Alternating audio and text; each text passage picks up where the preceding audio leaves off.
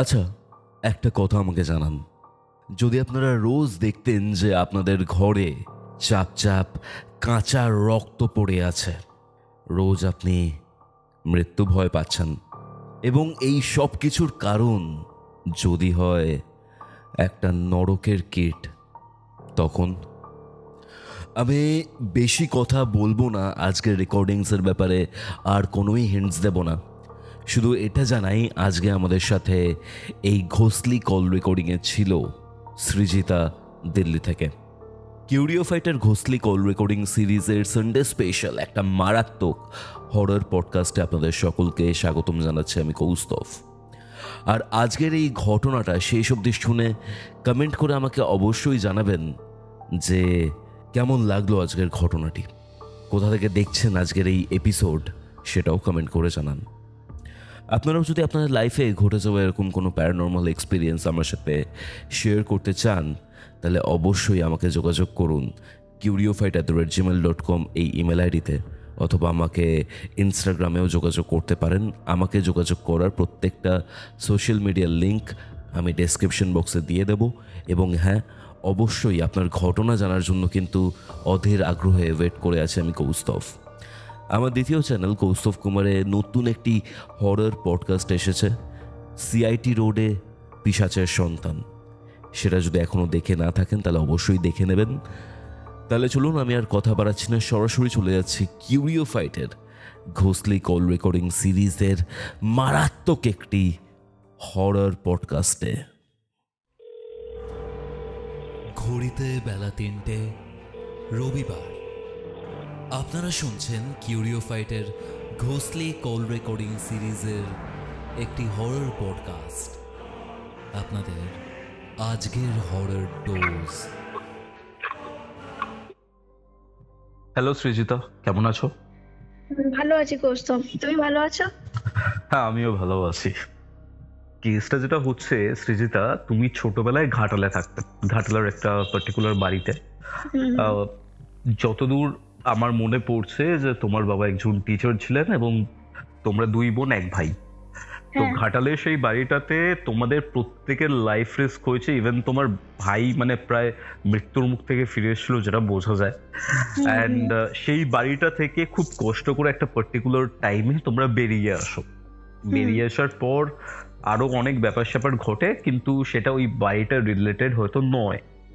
তো তোমার যে ঘাটালার এক্সপিরিয়েন্সটা ছিল সেটা কিউরিও ফাইটে প্রায় অনেকেই শুনেছেন। অ্যান্ড আজকের ঘটনাটা আমি জানি না যে এটার সাথে রিলেটেড কিনা, কারণ পুরোটা এখনো আমি শুনিনি তোমার কাছ থেকে। বাট আই থিঙ্ক এই পুরো যে ঘটনাটা যেটা তুমি আজকে আমাদেরকে জানাচ্ছ সেটা দিল্লিতে হয়েছিল কি? হ্যাঁ, আফটার ম্যারেজ, বিফোর ম্যারেজও কিছুক্ষণ ছিল কিছু ঘটনা, আফটার ম্যারেজে কিছু ঘটনা আমার সঙ্গে এখনো হচ্ছে, মানে মিক্স আর কি ব্যাপারটা। ওকে ওকে ওকে, বুঝতে পারছি। তো সৃজিতা, কি হয়েছিল সেটা আমি তোমার থেকে একটু ডিটেলসে জানতে চাই। কি হয়েছিল তোমার সাথে? কৌস্তভ, হ্যাঁ, মানে আজকে আমি যেটা তোমার সাথে শেয়ার করব সেটা হলো যেটা আমি আগে এক্সপিরিয়েন্স করেছি, তারপরে আমার লাইফে যা যা হয়েছে সেটা। মানে আমি ঘাটালের ঘটনাটা তোমাকে আগে বলেছি, 7 বছরের একটা দীর্ঘ দিনের ভয়ঙ্কর অভিজ্ঞতা, কিন্তু তারপরেও না আমার সাথে অনেক কিছু হয়ে চলেছে আজ অবধি। তোমাকে জানিয়েছিলাম যে ওই বাড়িটাতে আমি একবার পরে যাই, সেদিন খুব মন খারাপ হয়েছিল, আমি কেঁদেও ছিলাম বাড়িটার অবস্থা দেখে। তো তারপরে যা শুরু হলো মানে বলার মতো নয়। আমি তোমাকে ডিটেলি বলি। 2013-এ আমি একবার ওই বাড়িটাতে যাই, আর সেই দিনই ফিরে আসি। মানে আমি 2008-এ আমি যখন মেদিনীপুরে 8 বা 9 যখন মেদিনীপুরে চলে যাই, তারপর থেকে আমার বন্ধুদের সাথে দেখা হয়নি। তো মা বাবাকে বললাম যে আমি যাব একবার ঘাটালে, তো ঘাটালে গিয়ে আমি বন্ধুদের সঙ্গে দেখা করব। তো যাই, সবাইকে আগে থেকে বলে রেখেছিলাম যে আমি এই দিন আসছি বলে। সবাই একত্রিত হয়েছিলাম, খুব আনন্দ হয়েছিল। এইসবের মধ্যে আমি সময় করে ঘাটালের ওই বাড়িটাতে আমি যাই, কেননা আমার ইচ্ছে হচ্ছিল খুব, অতগুলো বছর আমি বাড়িটাতে কাটিয়েছি। কিন্তু কৌস্তভ, বাড়িটার সিচুয়েশন দেখে আমার সেখানে আমি নিজের কান্না আটকাতে পারিনি। মানে জঙ্গলে পরিণত হয়েছে লিটারেলি বাড়িটা। হ্যাঁ, তো ওখানে মন খারাপ হয়। তারপরে আমি আবার ফ্রেন্ডের সঙ্গে মিট করি, আর আমি গাড়িতে করে যখন ফিরি মেদিনীপুরের বাড়িতে, বিলিভ মি তখন কিন্তু আমার ওই বাড়িটা নিয়ে কোনো রকম চিন্তা ভাবনা মাথায় ছিল না, শুধুই আমার ওই বন্ধুদের কথাই মাথায় ঘুরছিল যে হাসি মুখগুলো, কে কি বললো, কে কে কিরকম আনন্দ করলাম, ওইগুলো নিয়েই ভাবছিলাম। এরপরে বাড়ি পৌঁছই, বাড়িতে এসে মা বাপি জিজ্ঞাসা করে যে কে কে এলো, কার কে কত বড় হয়েছে এতগুলো বছরে, কার কি চেঞ্জেস এসছে। হ্যাঁ, সবকিছু নর্মাল, কিচ্ছু চেঞ্জ আমি বুঝতে পারিনি সেই সময়। 2-3 দিন এইরকম যায়। কৌস্তব 2-3 দিন পর থেকে ব্যাপারটা আস্তে আস্তে শুরু করলো, মানে আমি বুঝতে পারলাম যে কিছু চেঞ্জেস এসছে। এবার বলি, মেদিনীপুর শহরে আমার বাপির 3 তলা বাড়ি, এবার মিডল ফ্লোরে আমি একটা রুম নিয়েছিলাম। রুমটা বেশ বড়, ওনলি পড়া পারপাসের জন্য, স্টাডির জন্য নিয়েছিলাম। কিন্তু রুমটা যেহেতু বড়, সেখানে আমি কি করলাম, মানে আমার শোয়ার ব্যবস্থাটা আমি সেখানে করে নিলাম। মাকে বললাম, মা আমি রাত জেগে পড়বো, তো এখানে আমি ঘুমোবো, আর উপর থেকে নিচে নেমে আসবো না। তো ওইটাই আমার জগৎ হয়ে গেল ধীরে ধীরে। আমার নির্জন পরিবেশটা ভালো লাগতো, পড়তাম থাকতাম এরকম বেশিরভাগ সময়। এবার ধরো ওই রুমে তুমি কতগুলো বছর আছো, কোনো চেঞ্জেস এলে তুমি বুঝতে পারবে। সামান্য চেঞ্জেস এলেও তোমার রুমে ঢুকে যদি কেউ কিছু নাড়াঘাটা করে না, তুমি বুঝতে পারবে। আমার প্রথমে মনে হলো, একদিন ঘরে ঢুকে ফার্স্ট যেটা আমি বুঝলাম যে কিছু চেঞ্জেস এসছে, আমি কিন্তু বুঝতে পারছি না কোনো চেঞ্জেসটা কি, আমি রিকগনাইজ করতে পারছিলাম না। মনে হচ্ছে যেন আমার অবর্তমানে ঘরে কেউ এসেছে, ঘরে কেউ কিছু নেড়েছে, জিনিসপত্র ঘাটাঘাটি করেছে, কিছুতেই বুঝতে পারছি না। 2-3 দিন এরকম যায়। এবার একদিন হলো কি, আমি স্টাডি ম্যাটেরিয়াল নিয়ে আমি বাড়িতে আমার রুমে ঢুকেছি, বাইরে থেকে এসছি আর কি। এসে আমি টায়ার্ড, জল খাবো বলে বসছি, আর আমি সেই সেম জিনিস ফিল করছি যে ঘরে কি কেউ ছিল, মানে আমার অবর্তমানে রুমে কি কেউ এসেছিল। ভাবলাম মা এসেছিল, হয়তো আসে, হয়তো নর্মালি ব্যাপার, সেরকম কিছু জিনিস। তো জল খাবো বলে জলের বোতল আর পাচ্ছি না কৌস্তব। মানে আমি টেবিলের নির্দিষ্ট জায়গা, আমি খুব অর্গানাইজড মানুষ, সব জিনিস নির্দিষ্ট জায়গাতেই রাখতে এখনো পছন্দ করি, তখনও রাখতাম। তো জলের বোতলটা জায়গাতে খুঁজলাম, পেলাম না। ভাবলাম হয়তো পড়ে গিয়ে খাটের তলাটা ঢুকে গিয়েছে। খাটের তলা চেক করলাম, টেবিলের তলা, আলমারির তলা, এভরিওয়্যার আমি খুঁজে নিয়ে যখন পেলাম না, আমি ভাবলাম তাহলে মনের ভুলে আমি হাতে গ্লাসে মানে বোতলটা নিয়ে নিচে গেছিলাম, ওখানে হয়তো কখনো ছেড়ে এসেছি। আমি নিচে গেলাম, মাকে বললাম, মা জলের বোতল পাচ্ছি না। তো মা বললো, হতে পারে কোথাও রেখেছিস, পেয়ে যাবি, কি এমন ব্যাপার, চা করেছি, চাটা খা তারপরে যাস। চা খেলাম, একটা নতুন জলের বোতল নিয়ে কৌস্তবে উপরে উঠে এলাম, বুঝলে। জলের বোতলটা রেখেছি যেখানে জলের বোতল থাকে, সেইখানে রেখেছি নির্দিষ্ট জায়গাতে। পড়া শুরু করলাম, পড়েছি সন্ধ্যা 7:30-8টা নাগাদ আমি নিচে যাবো আর কি। নিচে গিয়ে মাকে বলবো, কিছু যদি কাজ থাকে বলো, আমি করে দিচ্ছি, রাতে ডিনারটা করবো, উপরে উঠে আসবো আবার, এরকম একটা প্ল্যান। জলের বোতলটা নিতে যাবো, নতুন জলের বোতল যেটা রেখেছিলাম, সেখানে দেখলাম সেই জলের বোতলটা তো আছেই, প্লাস পুরনো জলের বোতলটাও আছে, যেটা আমি পাচ্ছিলাম না কৌস্তব। আমি এক মুহূর্তের জন্য না অবাক হয়ে যাই যে এতক্ষণ ধরে আমি রুমে তন্ন করে জলের বোতল খুঁজেছি, জলের বোতল আমি পাইনি, হঠাৎ করে জলের বোতলটা এখানে এলো কি করে। আর আমি যখন নতুন জলের বোতলটা টেবিলে রাখলাম, তার জাস্ট পাশেই ওই জলের বোতল, আমি কি দেখতে পাবো না? মানে আমি না চমকে উঠি প্রথমে, তারপরে নিজের মনকে এটা বোঝাই যে অনেক সময় তো হয় চোখের সামনে জিনিস থেকে খুঁজে পাই না মানুষ, হয়তো যেমন কপালে চশমা থাকে, গোটা ঘর চশমা খুঁজছে, এরকম অনেক সময় ঘটনা ঘটে। তো আমি মনকে সেটাই বোঝালাম যে হয়েছে আমার সঙ্গে এরকমই কিছু। আমি চুপচাপ নিচে এলাম, খাওয়া দাওয়া করলাম, আবার যথারীতি। ওর পরে 2-1 দিন কাটলো। এবার 2-1 দিনের মধ্যে আমার সঙ্গে কি জিনিসটা হলো, শুধু অদ্ভুত একটা ফিলিং, শুধু মনে হচ্ছে পেছনে যেন কেউ, মানে উপস্থিতি, কেউ যেন দেখছে, কিছু যেন পাশ থেকে সরে যাচ্ছে। আমি কিন্তু কাউকে দেখতে পাচ্ছি না, শুধু অনুভূতি। আমি শুধু মনে মনে ভাবলাম, এ আবার কি শুরু হলো নতুন করে, মানে ঝামেলা, আমি কেন এগুলো। আর প্রতিবারই নিজের মাথাকে এটা বোঝাচ্ছি যে আমার এটা মনের ভুল। হ্যাঁ, কেননা ওই ঘাটাল থেকে ফিরে আসার পর থেকে আমার কিছুই সেরকম ঘটনা আমার সাথে ঘটেনি। হ্যাঁ, তো এই জিনিসগুলো হতে হতে, বাট তুমি আবার যখন সেই বাড়িটাতে যাও, ফিরে আসার পর থেকে এগুলো স্টার্টেড কি? হ্যাঁ এক্স্যাক্টলি, ফিরে। কিন্তু তবুও আমি বলবো, যেহেতু বড় কিছু ঘটনা ঘটেনি, তখনও কিন্তু আমি ঘাটালের বাড়িটা থেকে ঘুরে এসেছি বলেই হচ্ছে আমার মাথায় কিন্তু তখনও ক্লিক করেনি। বা অন্য কোনো কারণে হতে পারে, অন্য কোনো কারণে, বা আমার মনের ভুল। আমি ড্যাম শিওর তোমার মনের ভুল, এরকম ভাবেই আমার দিনগুলো কাটছে। তো এই 2013 দিকে তোমার বয়স কিরকম হবে? আমি তখন কলেজ মানে হয়েছে আর কি, জাস্ট কমপ্লিট। আচ্ছা, ওকে, তারপর বলো কি হলো? এরপরে কি হলো, তখন এরপরে আমি এই দিনগুলো এইভাবে কাটতে কাটতে হঠাৎ আরেকটা দিন হলো মাঝখানে, যেদিন আমি ওই সেই বাইরে থেকে এসেছি কোনো কাজ করে ঘরে ঢুকবো, দেখি আমার টেবিলের উপরে যত বই খাতা থাকে সমস্ত টান মেরে নিচে ফেলে দিলে যেভাবে ফ্লোরে ছড়িয়ে থাকে কৌস্তব, সেইভাবে ছড়িয়ে আছে। হ্যাঁ, আচ্ছা, এবার কয়েকদিন ধরে আমি মনে মনে ভাবছি আমার অবর্তমানে আমার রুমে কেউ আসে, হ্যাঁ, আমার জিনিসপত্র নাড়াকাটা করছে, একটা মনের মধ্যে জিনিসটা থাকে। এবার আমার ঘরে কেউ ছিল না সেই সময়, আমার মা ছাড়া, কেন না ভাই পড়ার জন্য বাইরে থাকে, দিদি 2009 বিয়ে হয়ে গেছে, বাপি স্কুল প্রধান শিক্ষক, তো বাপি স্কুলের কাজে বাইরেই থাকে, বেশিরভাগ সময় ঘরে থাকে কম। থাকি বলতে মা আর আমি। এরকম করবে কেন, তাই না? না, আমি ভাবি কি মা হয়তো কোনো কাজে আমার রুমে আসে, হ্যাঁ, এবার রুমে আসে আমার মাথার মধ্যে আসে, তাহলে মা আমি থাকতে আসছে না কেন, আমি না থাকলে আসে কেন, এটা আমার। এবার যখন দেখলাম টেবিল থেকে জিনিসপত্র পড়ে গেছে, তখন না রাগটা গিয়ে পড়লো মায়ের উপর। আমি উপর থেকে চিৎকার করে মাকে বলছি, মা তুমি এগুলো কি শুরু করেছো বলো তো, প্রতিদিন জিনিসপত্র নেড়ে খেটে দিয়ে যাও, আমার খুব অসুবিধা, আজকে তো বইপত্র সব টান মেরে ফেলে দিয়েছো, মানে খুব চিৎকার করে আমি মাকে বলেছি কথাগুলো। এবার মা আমার ওই ভয়েস শুনে নিচ থেকে কিছু একটা চিৎকার করেই বলেছে। কৌস্তব, আমি কিন্তু মা যে কি উত্তর দিল আমি কিন্তু শুনিনি।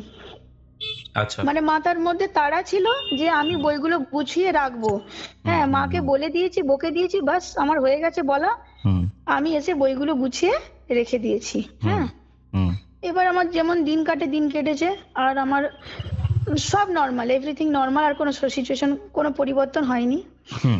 এর কিছুদিন পরে হলো কি, আমার দিদি ওই বিয়ের পরে হানিমুনে বাইরে গেছিল, দেশের বাইরে, তো সেখান থেকে শ্যানেল পারফিউম, শ্যানেলের একটা পারফিউম আমার জন্য এনে দিয়েছিল। হ্যাঁ, কিসের? তো একটা ওই বিদেশের একটা শ্যানেল কোম্পানি আছে, শ্যানেল নাম্বার 5 বলে। বুঝতে পেরেছি। তো আমি স্টুডেন্ট, আমার পক্ষে সেই পারফিউমটা আমার কাছে খুবই প্রিসিয়াস সেই সময়, বুঝতে পারছো তো, খুবই একটা বিশাল ব্যাপার। আমি সেটা এমন ভাবে রেখেছিলাম একটা র্যাকে, যেখান থেকে পড়ে যাওয়ার কোনো গল্প নেই। আমি রুমে ঢুকে দেখি আমার গোটা ঘর গন্ধ আসছে একদম, মানে পারফিউমের গন্ধ। সেই পারফিউমটা নিচে পড়ে ভেঙে গিয়েছে এবং পুরো ঘরে গন্ধ ছড়িয়ে পড়েছে। এ বাবা! এইবার কৌস্তব আমার মাথা একদম খারাপ হয়ে গেল, রেগে একদম। আমি বললাম এটা তো মা ছাড়া কেউ করেনি, আর তো ঘরে কেউ নেই। আমি তো রেগে একদম সঙ্গে সঙ্গে নিচে গিয়েছি, নিচে গিয়ে বলছি, মা তুমি কি শুরু করেছো বলো তো, আমার জিনিসপত্র ঘাটাঘাটি কেন করছো, আমার সেদিনে বইপত্র টান মেরে ফেলে দিয়ে এসেছো, আজকে পারফিউমের বোতলটা ভেঙে দিয়েছো কেন? তো মা আমাকে দেখলো, হ্যাঁ, অনেকক্ষণ উপর থেকে আপাদমস্তক দেখে বলছে, আমাকে তুই পাগল ভাবিস কি, আমি তো জিনিসপত্র কেন ফেলবো, তোর রুমে আমি কেন যাবো, আমার ওখানে কি আছে, কি প্রয়োজন আছে আমার ওখানে যাওয়ার, তুই চল দেখি কোথায় তোর পারফিউম ভেঙেছে। মা আমার সাথে এলো, দিয়ে মা বলছে, দেখ তো কোনো কোনো অ্যানিমেল, ছোট জিনিসপত্র যেমন বেড়ালের বাচ্চা, এই ধরনের কোনো অ্যানিমেল ঘরে ঢুকে আছে কি, মানে আমি না থাকলে হয়তো লম্ফ করে জিনিসপত্র ভাঙছে এরকম। কৌস্তব, ঘরে কিন্তু কিছু নেই। আচ্ছা, কেন বলি, আমি যখন বাইরে যাই আমার জানলা দরজা লাগিয়ে যায়, কেননা মেদিনীপুর শহরে না চোরের উপদ্রব খুব বেশি, সেই সময় তো ছিল, এখন হয়তো কমেছে একটু, তো আমি জানলা দরজা লাগিয়ে যেতাম যাতে চুরি না হয় জিনিসপত্র। তো কোনো অ্যানিমেল নেই, আমরা না অবাক হয়ে যাই কৌস্তব, ওকে, ভীষণ ভাবে অবাক হয়ে যাই। আর আমার না ভয়ও লাগতে শুরু করে যে জিনিসপত্রগুলো পড়ছে কি করে, আর এই যে একটা ফিলিংস বলি না, যে বসে বসে পড়ছি, হঠাৎ করে মনে হচ্ছে পিছনে কে দাঁড়িয়েছে, ঘুরে দেখি কেউ নেই, হঠাৎ করে মনে হচ্ছে বাম দিক দিয়ে কিছু একটা ছায়ার মতন সরে গেল, কিছু নেই, এই জিনিসগুলো আমি অনুভব করতে শুরু করেছি ঘরের মধ্যে। এবার হলো কি, এই ওই ঘটনা 2 বছর আগে আমাদের এই সরস্বতী পুজোর জাস্ট আগে আর কি, একটা সরস্বতীর মূর্তি আমাদের LIC মোড়ে বিক্রি হয় মেদিনীপুর শহরে, তো সেখানে আমার পছন্দ হয়েছিল, তো বাপিকে বলে আমি কিনে নিয়ে এসেছিলাম, পুজো পারপাসে নয়, জাস্ট এমনি ঘরে সাজিয়ে রাখবো বলে। আমার রুমে বেশ বড় 2.5 ফুটের মতন মূর্তিটা হবে, বুঝলে, ওটা আমি হারমোনিয়াম যেখানে থাকে আমার সেখানে আমি রেখেছিলাম। কৌস্তব, ওটাও একদিন দেখলাম মুখ থুবড়ে পড়ে আছে ভেঙে, বুঝতে পারলে? এবার কৌস্তব আমার না মনের মধ্যে ভয়টা না বসে যায়, মানে একটার পর একটা ঘটনা, মানে তোমার ওই জিনিসপত্র বই ঘেটে যাওয়া, কোনো কারণ ছাড়াই পারফিউমের বোতল নিচে পড়ার কোনো গল্প নেই। আমি র্যাকে এমন ভাবে রেখেছিলাম ওটা পড়ে ভেঙে যাওয়ার কোনো প্রশ্নই নেই। মূর্তি যথেষ্ট ভারী, সেটাও কি করে পড়ে ভেঙে গেল? হুম বুঝতো, দেওয়ালের দিকে সেট করে মূর্তিটা রাখা ছিল একদম দেওয়ালের সঙ্গে সাটিয়ে, সেটাও পড়ে যাবে না। আমার না ভয় লাগতে শুরু করে, আস্তে আস্তে ভয়টা আমার মধ্যে। এরপরে আমার সঙ্গে কি হচ্ছিল জানো, আমি পড়ছি তো হঠাৎ করে ঠুং করে একটা আওয়াজ হলো, পিছন দিকে ঘুরে দেখি আমার টেবিলে যেখানে যে পেনদানি থাকে সেই পেনদানিটা উল্টে টেবিলের উপর পড়ে আছে, অথচ ঘরে কেউ নেই। বুঝতে পারছি। আমি কোন একবার হয় যদি দুবার হয় যদি মানুষ এটাকে অ্যাভয়েড করতে পারে, কিন্তু প্রত্যহ যদি কিছু না কিছু ঘটনা এইভাবে ঘটছে তখন তুমি, এবং তার সলিড রিজন তুমি পাচ্ছ না, তখন তোমার মধ্যে ভয় কাজ করবে।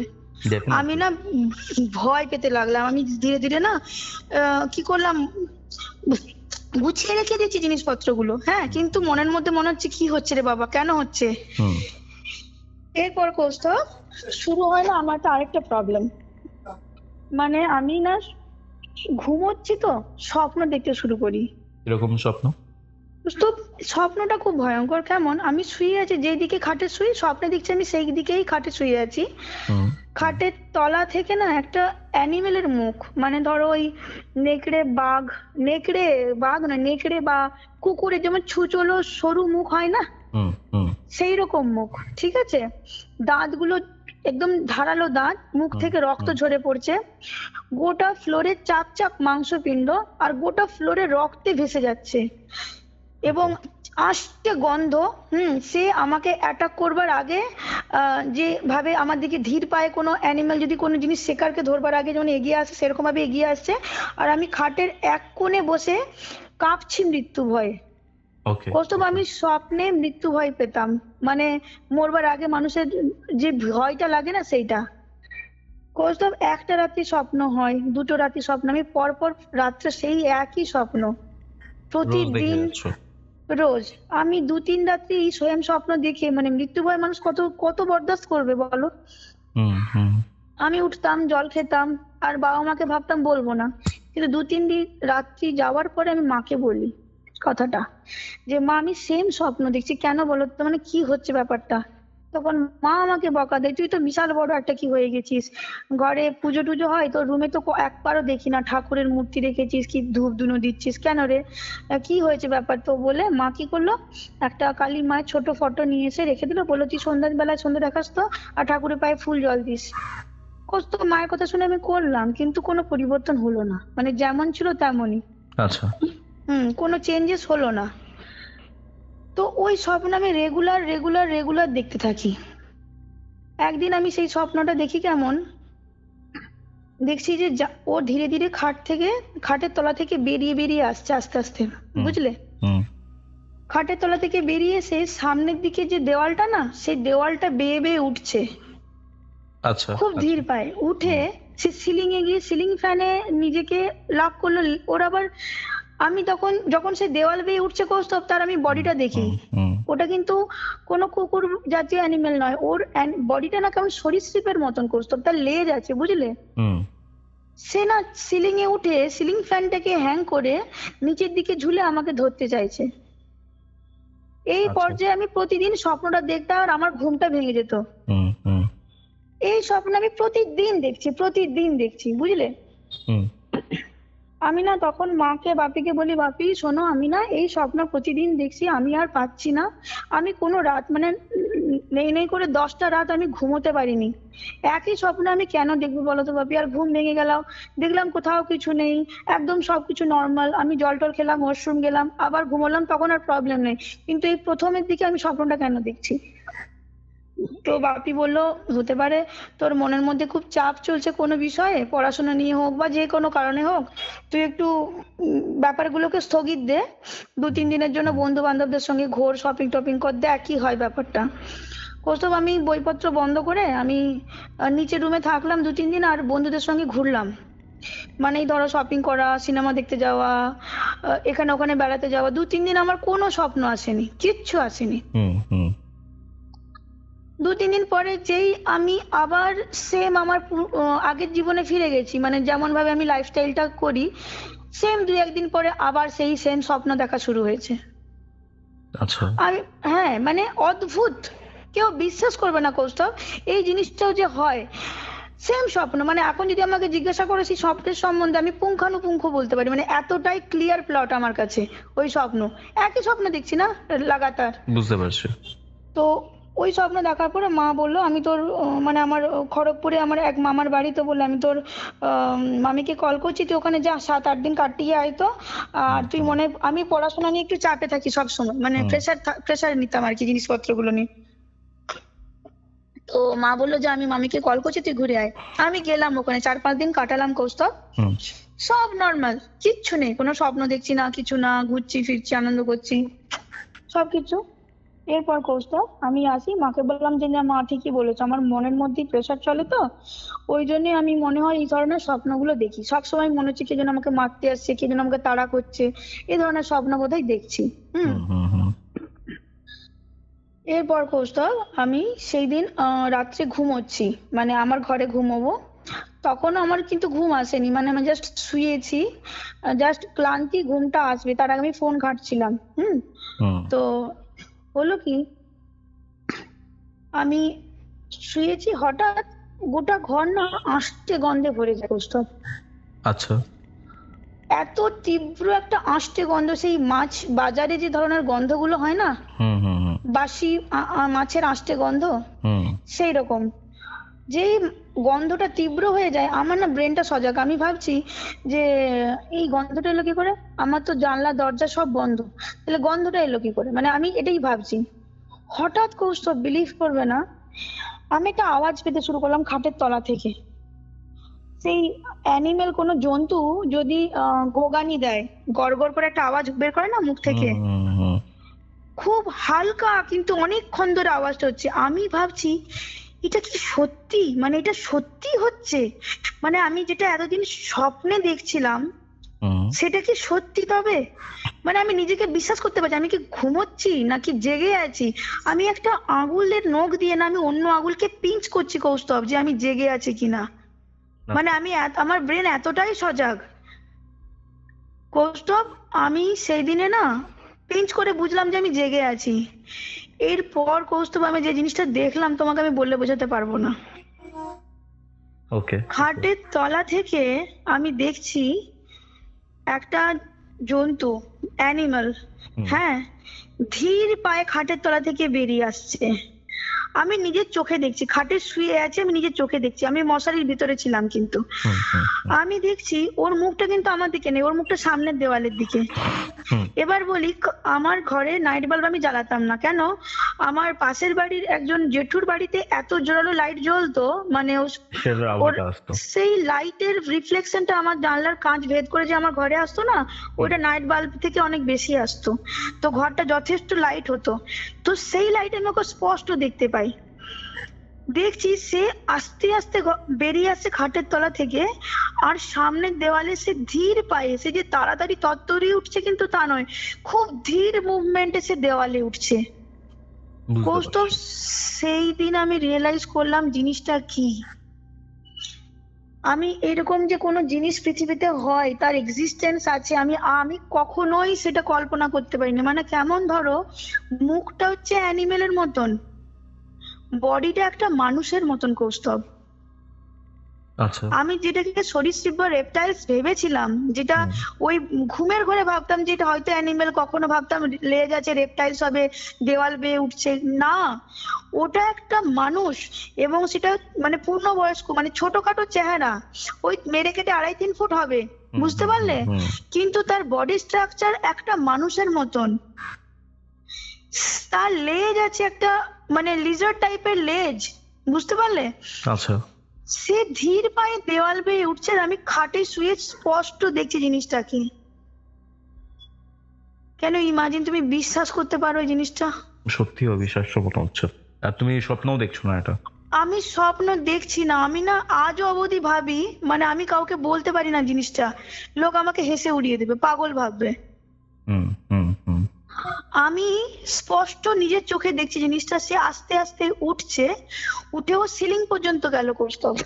আমি তো ভাবছি, এবং গোটা ঘর আসছে গন্ধ, ওর মুখের গড়গড়ানিটা কিন্তু বন্ধ হয়ে গেছে, সেই সময় কিন্তু গড়গড় গড়গড় করে আওয়াজ করেনি। হুম। এবার সেই সিলিং এ উঠে ধীরে ধীরে সিলিং ফ্যানের দিকে যাচ্ছে, আমি কিন্তু স্পষ্ট ওকে দেখছি। ওকে। ও ও না লেজে করে না সিলিং ফ্যানটা নিজেকে মানে হ্যাং করলো, জড়ালো, দিয়ে বডিটা আস্তে আস্তে নিচের দিক করে না ঝোলানোর চেষ্টা করছে, বুঝতে পারছো? হুম হুম হুম। আমি মুভ করতে পারছি না নিজের বডিকে। কৌস্তব, আমি জানি সেদিন আমার মৃত্যু হবে, মানে মানুষ মরবার আগে যেভাবে পাজলড হয়ে যায় না, হুম। আমার সেই জিনিসটা হয়েছিল। মানে লোক বলে না মৃত্যু ভয়ে লোক পাজলড হয়ে যায়, হাত পা মুভ করার মতন কি চিৎকার দেওয়ার মতন কোনো তার ক্ষমতা থাকে না। আমার সেই সময় আমি নড়াতে পারছি না, আমার বাকরুদ্ধ হয়ে গেছি আমি, আমার অবস্থাটা এই পর্যায়ে। কিন্তু কৌস্তব, ঈশ্বরের দয়া কিভাবে হয়েছে আমি জানি না, আমি আজও জানি না সেই কি কি করে গেল জিনিসটা, কি করে আমি বাঁচলাম। আমার ফোনটা বলছিলাম না ঘাঁটতে ঘাঁটতে আমি ঘুমিয়ে গেছিলাম, হুম হুম হুম। মানে চোখে ঘুম এসেছিল, ক্লান্তি হয়ে গেছিলাম, শুয়ে পড়েছিলাম। হুম হুম। সেই ফোনটা কিভাবে বাপির ফোনে লেগে যায়, মানে আমার ফোন থেকে বাপির ফোনে ফোন চলে যায় কৌস্তব। আমি কিন্তু কল করিনি, আমার কিন্তু বডি মুভ করবার মতন কোনো শক্তি ছিল না। কে বাঁচিয়েছে, কিভাবে আমাকে বাঁচিয়েছে, আমি আজও সেটা আমার কাছে রহস্য, মিস্ট্রি।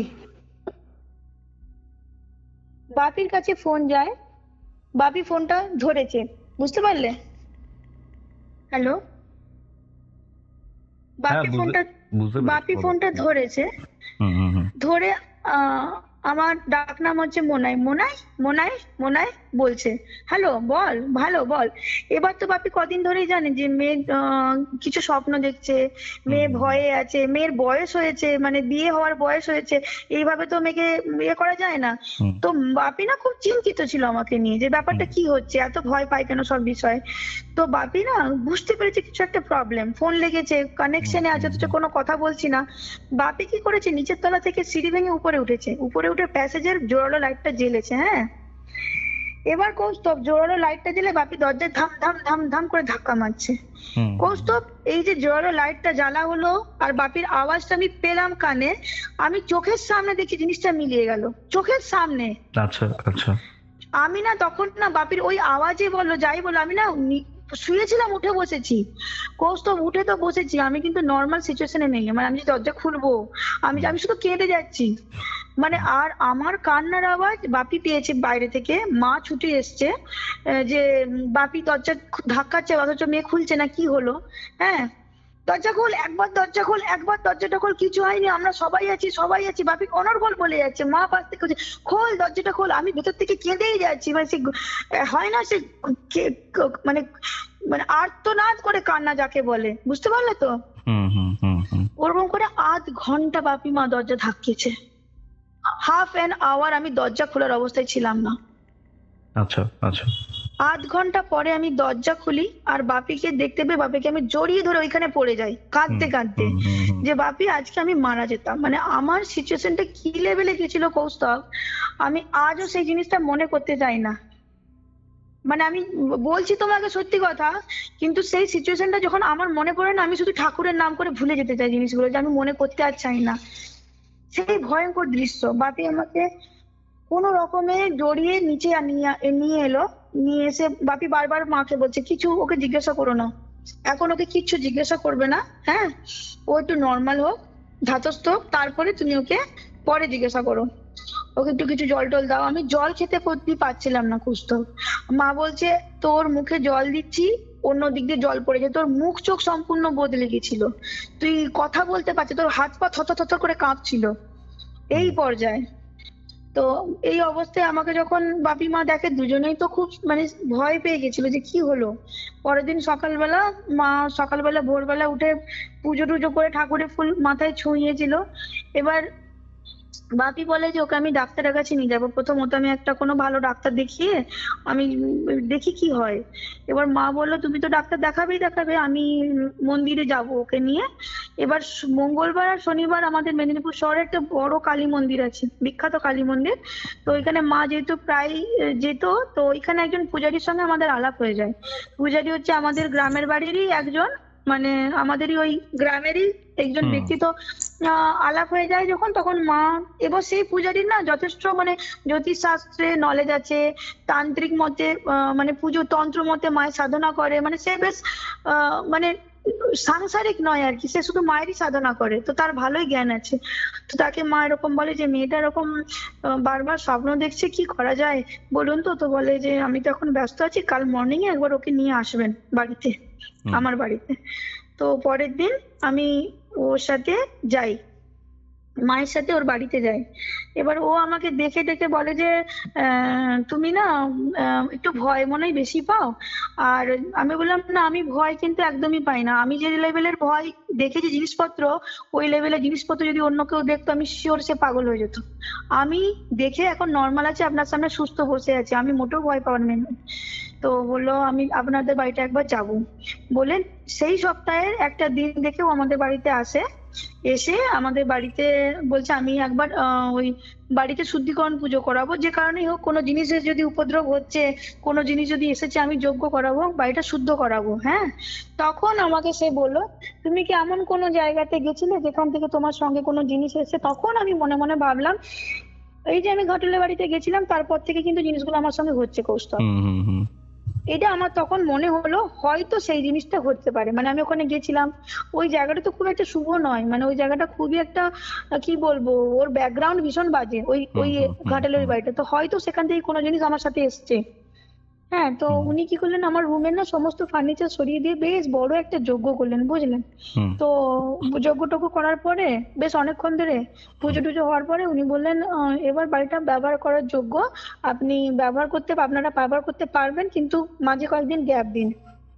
আচ্ছা আচ্ছা। হ্যাঁ, মাঝে কয়েকদিন গ্যাপ দিন। কিন্তু আমি কি করলাম, ওই বাড়িতে ওই রুমটাতে মাঝে কয়েকদিন গ্যাপ তো দিলামই, প্লাস দিনের বেলা থাকতাম, রাতের বেলা কিন্তু নিচে শুতাম, মানে নিচের রুমে এসে শুতাম, আমি উপরে একা শুতাম না। ওরকম করে দিন কাটছে। এবার বিশ্বাস করবে না কৌস্তব, ওই যজ্ঞটা হওয়ার পরে আমার কিন্তু আর কোনো ফিলিংস হচ্ছিল না, এই স্বপ্ন দেখা টোটালি স্টপ। আমি আবার নর্মাল লাইফে ধীরে ধীরে ধীরে ধীরে ফিরে যেতে লাগলাম। এই যে ফিলিংস হচ্ছিল, পাশ দিয়ে কে বয়ে চলে যাচ্ছে কিংবা আমার জিনিসপত্র পড়ে পড়ে যাচ্ছে, কৌস্তব নাথিং, কোনো কিছুই হলো না। কৌস্তব এরপরে 2-3 মাস পরে আমাদের বাড়িতে একটা অ্যাক্সিডেন্ট হয়, মানে আমার বাড়ির এরই একজন দিদি হয়, সে সুইসাইড করে, আত্মহত্যা করে। হ্যাঁ, আত্মহত্যা করে, নিজেকে হ্যাং করে। এবারে সেই দিদির পরিচয় আমি এখন দেব না, কিন্তু সেই দিদি হচ্ছে আমাদের জেনারেশনের প্রথম, যে আমার থেকে অনেকটাই বড়, যে ফার্স্ট গভর্নমেন্ট সার্ভিস লাগিয়েছিল। বাবা মানে বাপি জেঠু এরা তো ভালো পজিশনে আছে, কিন্তু আমাদের জেনারেশনে ওই ফার্স্ট গভর্নমেন্ট সার্ভিস ও হ্যাক করেছিল। হ্যাঁ, সুন্দরী, শিক্ষিতা, তার বিবাহিত জীবনে যথেষ্ট সাকসেস। কলকাতা শহরে একটা 3 BHK ফ্ল্যাট, নিজস্ব গাড়ি, খড়গপুর শহরে 3 তলা পাকা বাড়ি, প্লাস ও ঝাড়গ্রামে যেখানে পোস্টিং সেখানে ও একটা ফ্ল্যাটে থাকছে একাই, আর হাজবেন্ড আরো ছোট একটা বাচ্চা মেয়ে কলকাতায় থাকতো, ওর আসা যাওয়া করতো, মানে এইভাবেও ওর লাইফস্টাইলটা ছিল বাইরে থেকে খুব সুন্দর। সেই দিদি হঠাৎ করে সুইসাইড করেছে। মানে আত্মহত্যা করেছিল, মেবি কোনো ফ্যামিলিগত ইস্যু ছিল, হয় হাজবেন্ডের সঙ্গে মনোমালিন্য হয়েছিল বা অন্য কোনো ইস্যু। মানে বললাম না, তাদের সাথে সেই দিদি না জাস্ট নিজে পছন্দ করে যেহেতু বিয়ে করেছিল, তো ওর বাবা মার সাথে ওদের রিলেশনটা খুব একটা নর্মাল ছিল না। আচ্ছা। তো সেই সূত্রে আমরা খুব একটা জানতে পারতাম না, মানে অনুষ্ঠান হতো, আমার দিদির বিয়েতে সে এসেছিল, সেই রকম ভাবে আমাদের যোগাযোগ, কিন্তু রেগুলার যে কথাবার্তা হতো সেটা কিন্তু নয়। তো সে মারা গেছে। বাপির কাছে ফোন আসে যে সে মারা গেছে। তো বাপি স্কুলেই ছিল, স্কুল থেকে আমাদের বাড়িতে ল্যান্ডলাইনে ফোন করে বলে যে মারা গেছে বলে। তো মা তো শুনে একদম পাগলের মতন কান্নাকাটি করতে শুরু করে। আমরা কয়েক ঘন্টার মধ্যে ঝাড়গ্রামের জন্য রওনা দিই কৌস্তব, বুঝলে তো। মেদিনীপুর শহরে আমাদের পরিবার ছাড়া আমার জেঠুর পরিবার ছিল, মানে মেজো জেঠুর পরিবার, 2 জেঠুর পরিবার। আমরা ঝাড়গ্রামের জন্য রওনা দিই, 1 ঘন্টা সামথিং কিছু সময় লাগে। সেখানে যখন পৌঁছই তখন 3:30 কিংবা 4টে পার হয়ে গিয়েছে। হ্যাঁ, তো বডি শুনলাম যে মর্গে দেওয়া হয়েছে কৌস্তব। আমাদের ওইখানকার পরিবেশ খুব খারাপ সেই সময়, মানে মানসিক অবস্থা খুবই খারাপ, সবাই কান্নাকাটি করছে। এবার হয় না সরকারি জিনিসপত্র একটু করতে ডিলে করে, ওরা সব ব্যাপারে একটু ঢিলে দেয়। তারপর কি হয় সৃজিতা? তারপরে ওইখানে যেহেতু ডিলে হয় ব্যাপারগুলো, তো আমরা ওয়েট করছিলাম। এবার মর্গের সামনে যারা কর্মচারী, সরকারি কর্মচারী, তারা বলে যে আপনারা এখান থেকে দূরে সরে যান। আর আমি তখন বাকিদেরকে নিয়ে বলি একটু দূরে চলো, কিন্তু আমার না মনটা খারাপ ছিল বলে আমি না একটু একাই থাকছিলাম, মানে আমার মনটা খুব খারাপ লাগছিল। ওই দিদির সঙ্গে ছোটবেলায় কাটানো ঘটনাগুলো বারবার মনে পড়ছিল, বুঝতে পারলে তো। এবার কি হলো, হঠাৎ করে কৌস্তব, সেটা আমার জীবনে প্রথম ঘটনা হয় এরকম, যে আমি না কিছু জিনিস শুনতে পাচ্ছি কানে। মানে মনে হচ্ছে আমার পাশে চারদিকে না কোনো আওয়াজ শুনতে পাচ্ছি, মানে আমি বুঝতে পারছি না যে কোথা থেকে আসছে আওয়াজটা। আমি তখন জায়গাটা চেঞ্জ করি, মানে প্লেসটা এক জায়গা থেকে অন্য জায়গায় চেঞ্জ করি। আমি ভাবলাম তো হাওয়ার কোনো আওয়াজ, হয়তো পাতার পাশ দিয়ে হাওয়াটা বয়ে যাচ্ছে, হয়তো এই জন্য আওয়াজটা পাচ্ছি। এই আওয়াজটা পেতে পেতে হঠাৎ করে আমার দিদি আমাকে দেখে যে আমি না এদিক ওদিক তাকাচ্ছি। তো দিদি আমাকে ইশারায় ডাকে যে আয় চলে আয়, এখানে ওখানে কি করছিস। আমি দিদির কাছে গেলাম, দিদি বলছে কি হলো, তুই এদিক ওদিক তাকাচ্ছিস কেন, কাউকে খুঁজছিস নাকি। আমি বললাম না কিছু না, কিন্তু কৌস্তব বিলিভ করো আমি শুনতে পাচ্ছিলাম জিনিসটা, মানে কয়েকজন যেন ফিস ফিস করে কথা বলছে। এবার বডি পেতে পেতে কিন্তু অনেক দেরি হয়ে যায়, মানে ধরো 9:30 10টা বেজে যায়। ওরা বলে যে দেবো না বডি, কালকে নেক্সট মর্নিং নেবেন আপনারা। কিন্তু এতগুলো মেয়েকে মানে সঙ্গে নিয়ে বাপি জেঠুরা সব গেছে, আবার পরের দিন কোথায় রাত্রি স্টে করবো বা ফিরে আসবো আবার যাব, তাই হয় না। তখন স্পেশাল পারমিশন নিয়ে আমরা দেহটা পাই। আর দিদির যে হাজবেন্ড, সে ততক্ষণে ওখানেই ছিল। তো আমরা দিদির বডি নিয়ে শ্মশানের উদ্দেশ্যে রওনা হই। ওকে। এরপরে কি হয়, যখন আমরা শ্মশানের দিকে যাচ্ছি, আমি শুধু একা, মানে শুধু এটাই আমি ফিল করছি, আমার পেছনের জন্য কেউ ধাওয়া করছে, তাড়া করছে। আমি বারবার পিছনের দিকে ঘুরে ঘুরে তাকাচ্ছি, দেখছি কিছু নেই, শুধু কিন্তু মনে হচ্ছে যেন পিছনে কি যেন ছুটে আসছে। আমি বারবার তাকাচ্ছি, আওয়াজ পাচ্ছি, কোনো জিনিস ছুটলে যেমন মুখ থেকে শ্বাস বেরোয় না, সেইরকম একটা শ্বাস পাচ্ছি বারবার কানের কাছে। এই করতে করতে শ্মশান অব্দি আমি পৌঁছলাম। পৌঁছানোর পরে দিদির দেহ যা যা নিয়ম করে দিদির দেহকে সৎকারের ব্যবস্থা করা হলো। আমরা কিন্তু শ্মশানে মেয়েরা কেউই যায়নি, বাইরে গাড়িতেই ছিলাম, ছেলেরা নেমেছিল। কিছুক্ষণ পরে বাপি আর জেঠু ফিরে এসলো, এসে বললো যে কাজ শুরু হয়ে গেছে। ওরা বললো আমাদেরকে ফিরে যেতে, আর দিদির মানে ওই দিদির হাজবেন্ড ওখানেই আছে, মানে বাকি কাজটা ও করে ও বাকি দেখে নেবে। তো আমরা ফিরে এলাম। আমাদের যখন ফিরে আসি আমাদের মেদিনীপুরের বাড়িতে, তখন রাত্রি প্রায় 11:30 12টা। তো যেহেতু বাপি মানে মৃতদেহ ছুঁয়েছিল, তো বাপি কি করলো, আগে ঘরে আমাদের ঢুকতেই একটা সামনে একটা বাথরুম থাকে, সেই বাথরুমে স্নান করে বেরিয়ে আমাদেরকে গঙ্গা জল দেয়, তারপরে বলে তোমরা যে যার রুমে ঢুকে স্নান করে নেবে। সেদিন আমরা কিন্তু সেই তারপর থেকে কিছু খাইনি, খাওয়া দাওয়া হয়নি। আমি সেদিনে একটা ঘটনা তোমাকে বলি, সেই ঘটনাটা কিভাবে হয়েছিল। আমি ঘরে ঢুকে চেয়ারটাই বসেছি কৌস্তব, আমার সামনে চোখের সামনে একটা জিনিস চোখে পড়লো, সেটা হচ্ছে খয়েরি রঙের একটা বড় টিপ। বিলিভ করবে না, আমি ওই রুমটাতে এতগুলো বছর আছি, আমার ওই টিপের দিকে কোনোদিন নজর যায়নি, আমি কোনোদিন টিপটা দেখিনি। কেন? ওই টিপটা কি টিপ জানো তো, ওইটা হচ্ছে একমাত্র আমার ওই দিদিই পড়তো, যে দিদি সেদিন মারা গেছিল। কি বলছো? আমি এতগুলো বছর 2008-9 থেকে আমি 2013 অব্দি এতগুলো বছর ওই রুমে আছি, আমি একা আছি, এবং চোখের সামনে ওই টিপটা জল করছে। আমি কোনোদিন দেখিনি, সেই দিন সেইখানে বসে আমি দেখে অবাক হয়ে যায় যে এই টিপটা, আমি বললাম আজকেই চোখে পড়লো, আজকেই ওকে আমি শ্মশানে মানে রেখে এলাম, আর আজকেই ওই দিদির টিপটা। এবার বলে ওই টিপটা কি করে এলো। 2009 আমার দিদির যখন বিয়ে ছিল, আমার নিজের দিদির বিয়ে হয়েছিল, তখন ওরা সপরিবারে এই রুমটাতেই স্টে করেছিল। তখন হয় না মেয়েরা টিপ খুলে দেওয়ালে চিটিয়ে রাখে, সেই টিপ ওরা ওইখানে চিটিয়ে রেখেছিল ও দিদি। সেই টিপ আমি আজ অবধি চোখে পড়েনি, সেই দিনে আমি দেখলাম। একটা অদ্ভুত ঘটনা হলো। আচ্ছা। এরপর কৌস্তব আমি স্নানে গেছি, স্নানে গিয়ে সাবান চালিয়ে স্নান করছি, হঠাৎ না একটা কড়কড় করে আওয়াজ হচ্ছে। আচ্ছা। কড়কড় করে যে আওয়াজ হচ্ছে, আমি ভাবলাম হয়তো জলের আওয়াজ। আমি শাওয়ারটাকে বন্ধ করে একবার শুনলাম, আওয়াজ বন্ধ। আমি ভাবলাম জলের আওয়াজ হচ্ছে, কোনো অসুবিধা নেই। এরপর দ্বিতীয়বার যখন আবার স্নান করতে শুরু করেছি কৌস্তব, দেখি যে আবার আওয়াজটা শুরু হচ্ছে, কড়কড় করে আওয়াজটা হচ্ছে। আমি শাওয়ারটা বন্ধ করে দিই, দেখি দিয়ে তখনও কিন্তু আওয়াজটা হচ্ছে কন্টিনিউ। আমি জানলার দিকে তাকিয়ে দেখি, মানে বাথরুমে যে জানলা থাকে না, কাঁচের সরু জানলা, সেই দিকে তাকিয়ে দেখি যে একটা মুখ কালো হয়ে গিয়েছে, মুখটা, চোখগুলো বড় বড়, বিশাল বড় বড় চোখ, যেটা ঠেলে বেরিয়ে আসছে। আর মাথার চুলগুলো না ছোট ছোট করে খোঁচা খোঁচা করে কাটা। সেই মুখটা আমি স্পষ্ট দেখেছি। আমি সেই মুখ দেখে মানে আমার মুখ থেকে আর্তনাদ বেরিয়ে আমি চিৎকার করে বাথরুম থেকে বেরিয়ে এসে কোনোভাবে জামাটা পরে নিচে ছুটে গেছি। দিয়ে মাকে বলছি, মা আমি না এরকম এরকম দেখলাম, আবার দেখলাম। দিয়ে মা বলছে, তুই এমনিতে একটু এফেক্টেড হয়ে যাস, এই শ্মশানে গেলি, এই মৃতদেহ দেখলি, কান্নাকাটি, মনের মধ্যে চাপ, তুই আবার মনে হয় তোর মধ্যে মানে প্রেশার আসছে মাথার মধ্যে, তুই আবার শুরু করেছিস, তুই একটু বস, খাওয়া দাওয়া কর। খেলাম দিলাম। দিদি আমাকে বললো, তুই আর উপরের রুমে শুবি না, আমার সঙ্গে শুবি নিচের রুমে। আমি শোবো, সব ঠিকঠাক হয়েছে। এবার আমি ওয়াশরুম যাব, ওয়াশরুমের দরজা যেদিকে তার অপোজিটে আমাদের সিঁড়িটা, সিঁড়ির তলাটা অন্ধকার থাকে। আমি কি মনে করে ওই সিঁড়ির তলার দিকে তাকিয়েছি, দেখছি ওই ফ্রগ মানে ব্যাঙ যেভাবে বডি পোস্টার করে বসে থাকে না, সেইভাবে বসে আছে ওই জিনিসটা। মানে কালো মুখ, কালো মুখ, ওই সেম মুখ, কালো মুখ, চোখগুলো ঠেলে বেরিয়ে আসছে। আর ব্যাঙ যেভাবে মানে পা গুলোকে, পিছনের পা গুলোকে গুটিয়ে সামনের হাতগুলোকে স্ট্রেচ করে বসে থাকে না, সেইভাবে বসে আছে।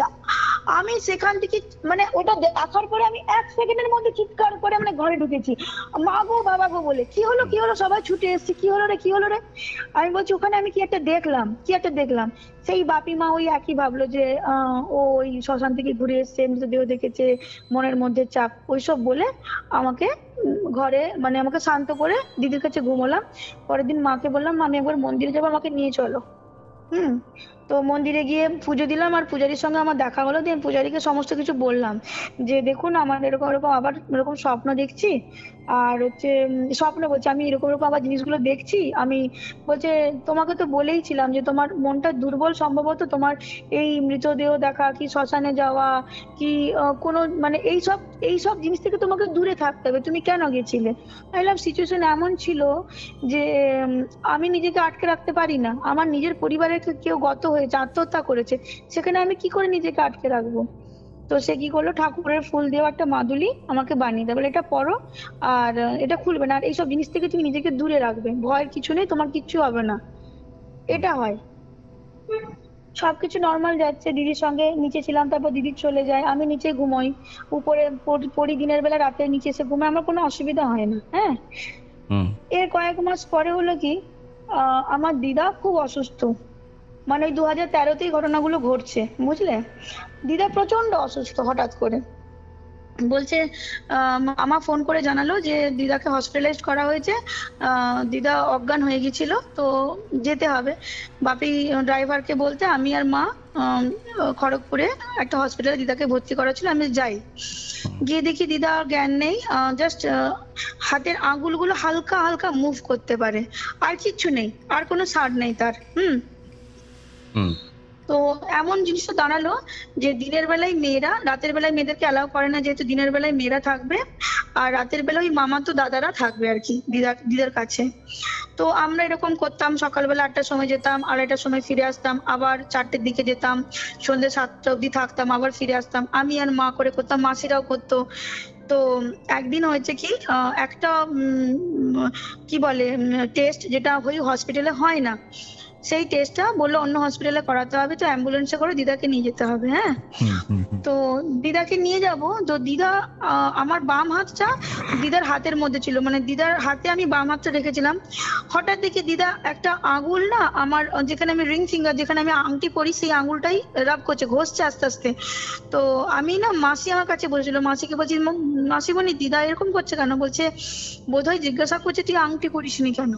হ্যাঁ, তো আমি তখন দিদাকে মানে আমার সিচুয়েশনটা কেমন ছিল, খুব বাজে একটা পরিস্থিতি, দিদা খুব অসুস্থ, সবার মন মেজাজ খারাপ। তো আমি এমনি বলি যে দেখো না, তোমার মেয়ে কিচ্ছুই দেয় না, আমার শুধু কানে দুটো দুল দিয়েছে, গলায় হার পরতে দেয় না, হাতে চুড়ি দেয় না, আংটি দেয় না, মানে আমার মাকে উদ্দেশ্য করে করে কথাগুলো বলি। হ্যাঁ, তো সবাই এমনি হাসছিল সেই সময়। তো ওইগুলো করতে করতে একদিন হয়, আমি এরকম দিদাকে রেখে আর এটা দিদিকে ফিরেছি, স্নান খাওয়া করেছি, যে মা বললো একটু রেস্ট নে, এবার আমরা 4:30-5টার দিকে বেরিয়ে যাব আবার। তো দুপুরবেলা আমি শুয়েছি, ঘুমটা জাস্ট এসেছে, হঠাৎ আওয়াজ পেলাম, মায়ের ডাক নাম হচ্ছে দোলন, দোলন, এই দোলন, দোলন।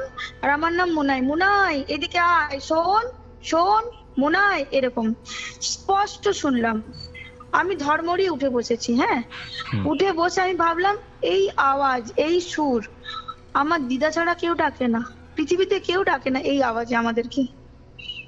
আমি বুঝলাম যে হসপিটালে সে মৃত্যু শয্যায়, আর ভালো হবে না, সেটা আমরা প্রায় জেনে গেছিলাম। আর এমন সময় দিদার আওয়াজ শুনে খুব মনটা খারাপ, আমি নিচে নেমে আসি আর মাকে বলি যে মা জানো তো আমি এরকম এরকম স্বপ্নে শুনলাম। তো মা বলছে কেন রে এরকম শুনলি? মায়েরও মনটা খুব খারাপ। এবার মা বলছে চাটা খেয়ে এবার বেরোবো। চাটা খাচ্ছি আমরা, সেই সময় মামার ফোন থেকে ফোন এলো যে দিদার জ্ঞান এসেছে, তোদেরকে খুঁজছে, তাড়াতাড়ি আয়। হ্যাঁ, আমরা তাড়াতাড়ি করে চাটা খেয়ে ওই 10-15 মিনিটের মধ্যে গাড়িতে বেরিয়ে গেলাম যে পৌঁছবো, দিদার জ্ঞান এসছে, খুব ভালো খবর। তখনও পৌঁছায়নি, খানিকটা বাকি আছে, খবর পেলাম দিদা মারা গিয়েছে। মারা গিয়েছে, খুব মন খারাপ, খুব কান্নাকাটি। পৌঁছলাম, দিয়ে শুনলাম যে জ্ঞান যখন এসেছিল আমাদেরকে খুব খুঁজেছে, মানে আমাকে স্পেশালি খুব খুঁজেছে। আর সে বললো এবছর পুজো দেখবে, মানে ওই সময়টা না দুর্গাপুজোর সময় ছিল, পুজো দেখবো, খুব আনন্দ করবো, মানে এরকম বলছিল।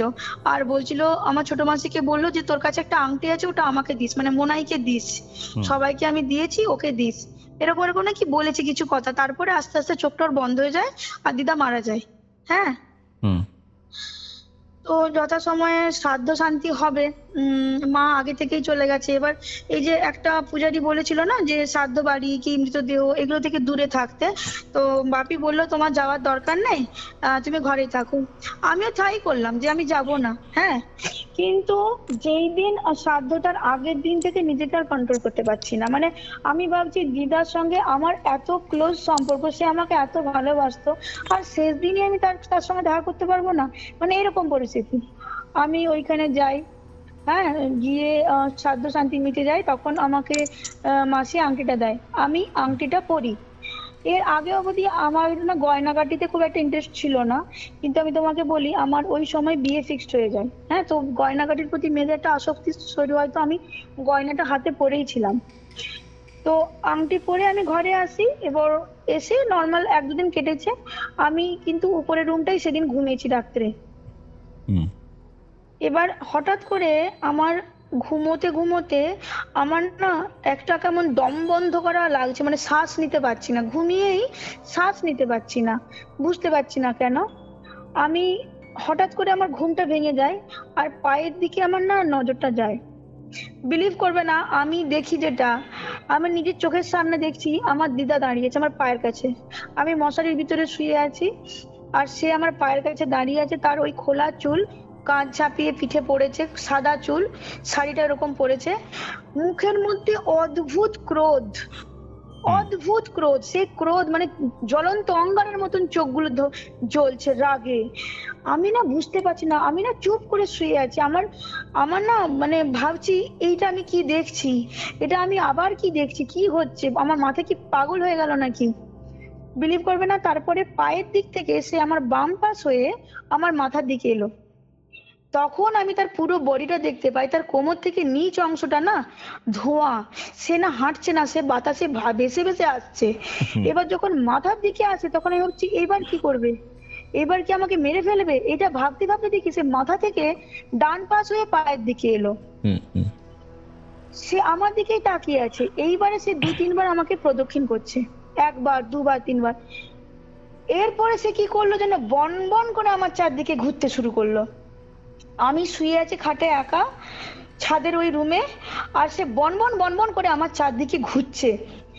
যতবার ঘুরছে আমি এতটাই শিওর যেটা আমার স্বপ্ন নয়, এটা সত্যি, তার হাওয়াটা আমার গায়ে হুস হুস করে লাগছে। বাম দিক থেকে গেলে বাম দিকে হাওয়া লাগছে, ডান দিক দিয়ে গেলে ডান দিকে হাওয়া লাগছে। কতক্ষণ ওইভাবে আমি কাটিয়েছি আমি জানি না। আমি না ভাবছি এইভাবে চললে তো আমি এখানে এমনি হার্ট ফেল করে মারা যাব। সে আমার উপরে মানে চেপে বসে মারবে, না আমি এইভাবেই থাকতে থাকতেই মরে যাবো নিজেও জানি না। আমাকে উঠতে হবে, কে যেন আমাকে ভেতর থেকে না বলছে উঠে বস, উঠে বস, কিছু একটা কর, এইভাবে শুয়ে থাকিস না। আমি জানি না কিভাবে কি শক্তি আমাকে ভেতর থেকে এভাবে আমাকে বলছিল। আমি উঠে বসি আর ফোনের না ওই টর্চ লাইটটা জ্বেলে দিই। ফোনের টর্চ লাইটটা জ্বালার সঙ্গে সঙ্গে ঘরটা আলো হয় আর জিনিসটা নেই, আচ্ছা কিচ্ছু নেই, কিচ্ছু নেই। আমি তখন বাপিকে ফোন করি সঙ্গে সঙ্গে, বাপি তাড়াতাড়ি এসো। দিয়ে বাপি তাড়াতাড়ি আসে, মাও আসে, দিয়ে দরজা টরজা খুলে আমি বললাম নিচে চলো, আমি এখানে থাকবো না, আমি এখানে থাকতে পারছি না, আমার ভালো লাগছে না।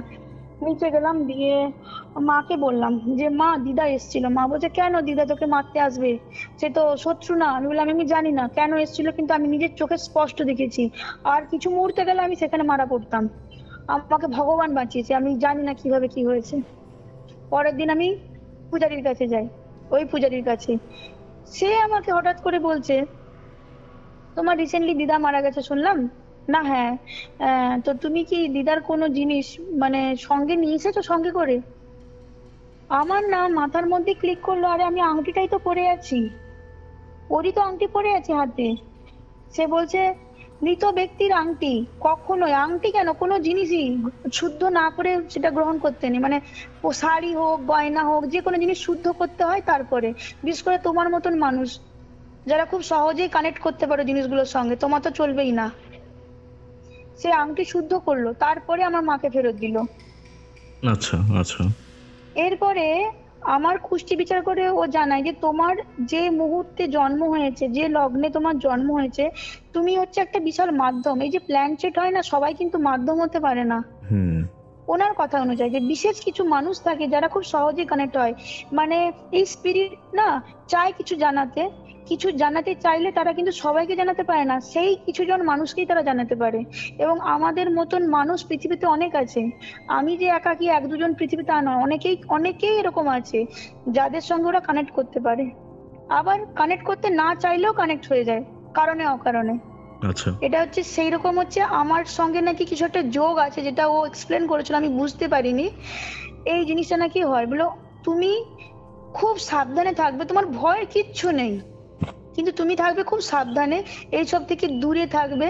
আর ভগবানের একটু বিশ্বাস, মানে এই পুজো অর্চনা এটা কি হয় মানুষের ভেতরে যে ইনার পাওয়ারটাকে বাড়িয়ে দেয়, আত্মার শক্তিটাকে, নিজের শক্তিটাকে বাড়িয়ে দেয়। এরপরে আমার 2014 ফেব্রুয়ারিতে, 1 ফেব্রুয়ারি আমার বিয়ে হয়। হ্যাঁ, বিয়ের পরে আমি 2014 অক্টোবরে আমি বাড়িতে আসি, বাবার বাড়িতে। সেই সময়ের মধ্যে আমার ওই রুমে, দোতলা রুমে আমার ভাই শিফট হয়ে গিয়েছে। হ্যাঁ, হুম হুম তো ভাই একদিন জাস্ট বসেছে, বসে বসে হঠাৎ করে বলছে জানিস দিদি ভাই, আমি ওই ঘরে না একটা অদ্ভুত স্বপ্ন প্রায়শই দেখি। আমি বলছি কি স্বপ্ন? আমি ওকে বলছি কি স্বপ্ন দেখিস রে?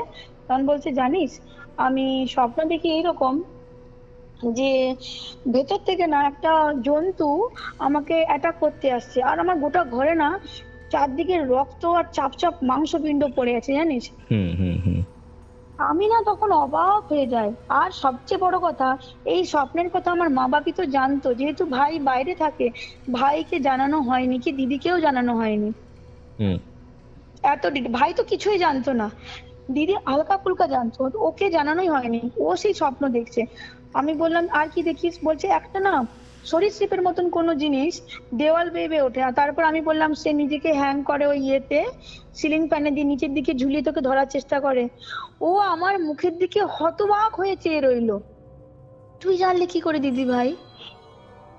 আমাকে বলছে তুই জানলি কি করে? আমি বললাম সেম স্বপ্ন আমিও দেখতাম, কিন্তু ব্যাপারটা কি যে যতটা আমার উপরে জিনিসটা হাবি হয়েছিল, সেটা ভাইয়ের উপরে এত হাবি হয়নি। মানে ভাইকে আমি তারপরেও জিজ্ঞাসা করি তুই কি আর দেখেছিস? না আমি আর দেখি না। ওর হুম। উপরে সেই জিনিসটা এতটা মারাত্মক লেভেলে যেতে পারেনি। এবার হলো কি, আমার তো বিয়ে হয়েছিল, বিয়ের পরে ব্যাপারটা কিন্তু অন্যরকম হয়ে যায়। মানে আমি আর সেই সব স্বপ্ন দেখা বন্ধ হয়, কিন্তু হুম। জিনিসগুলো কেমন হয়, আমি কিন্তু কোনো মানে খারাপ যদি আমাদের পরিবারে বা কারুর হয় না, আমি আগে থেকে সেটা অনুভব করতে পারতাম, মানে এখনো পারি। আমি বুঝতে পারবো না যে কার হবে কি হবে, বাট আমার মনে কু গাইবে, আমার অকারণে আমার চোখ দিয়ে জল আসবে, সবসময় একটা ভয় পাবো, কি হবে কি হবে, একটা উৎকণ্ঠা, এরকম করতে করতে। আর কেমন হয়েছিল একটা ঘটনা বলি তোমাকে, কয়েকটা বলি, অনেক আছে, আমি কয়েকটা বলছি। হ্যাঁ, আমার বিয়ের সময় না একজন মুসলমান দর্জি আমাদের ওই শ্বশুরবাড়ির গ্রামে দেখে, তার নাম, তাকে কামু কাকা বলে ডাকতো, তার পুরো নাম জানি না। হ্যাঁ, সে বিয়ে করেনি, সে মুম্বাইতে অনেকদিন টেলারিং এর কাজ করতো, তারপর সে গ্রামে এসে দোকান দিয়েছিল। ওকে।